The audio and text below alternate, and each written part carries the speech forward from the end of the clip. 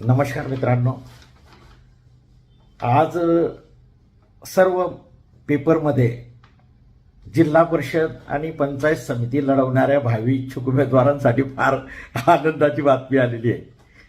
बातमी अशी आहे मित्रांनो की उमेदवारी अर्ज फेटाळला, करता येणार नाही अपील। म्हणजे तुम्ही जिल्हा परिषदला पंचायत समितीला निवडणुकीमध्ये फॉर्म भरला आणि जर तिथल्या निवडणूक अधिकाऱ्याने तुमचा उमेदवारी अर्ज फेटाळला तर तुम्हाला कुठल्याही प्रकारची अपील करता येणार नाही।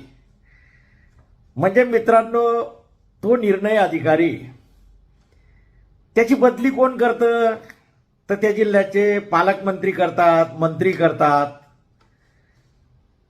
आणि या सिस्टीम मध्ये त्याची बदली झालेली असते।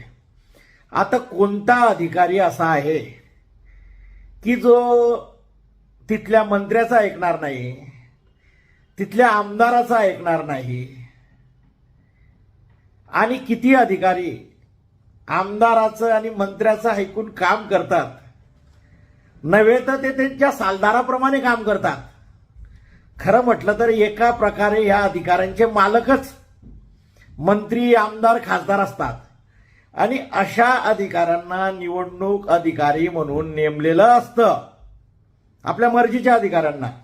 आणि त्यांनी तो निवडणुकीचा अर्ज तुमचा फेटाळला तर तुम्हाला आता न्यायालयात दाद मागता येणार नाही, अशा प्रकारचा जी.आर मंत्रिमंडळामध्ये मंजूर झालेला आहे आणि लवकरच राज्यपाल साहेबांकडे तो सहीसाठी जाणार आहे। विरोधक म्हणताय की लोकशाही संपलेली आहे, ती लोकांना माहिती पडायची बाकी आहे।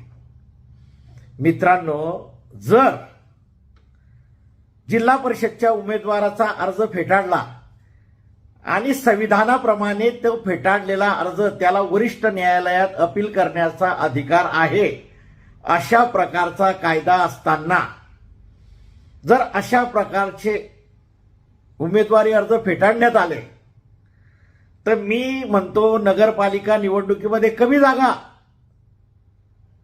बिनविरोध झाल्या, आता जास्त होतील आणि तुमच्या विरोधी उमेदवाराचा अर्ज बाद करा, त्या अधिकाऱ्याला मॅनेज करा, त्याला पैसे मोजा आणि तुमची निवडणूक बिनविरोध करा। मग आम्हाला जो बाबासाहेब आंबेडकरांनी जो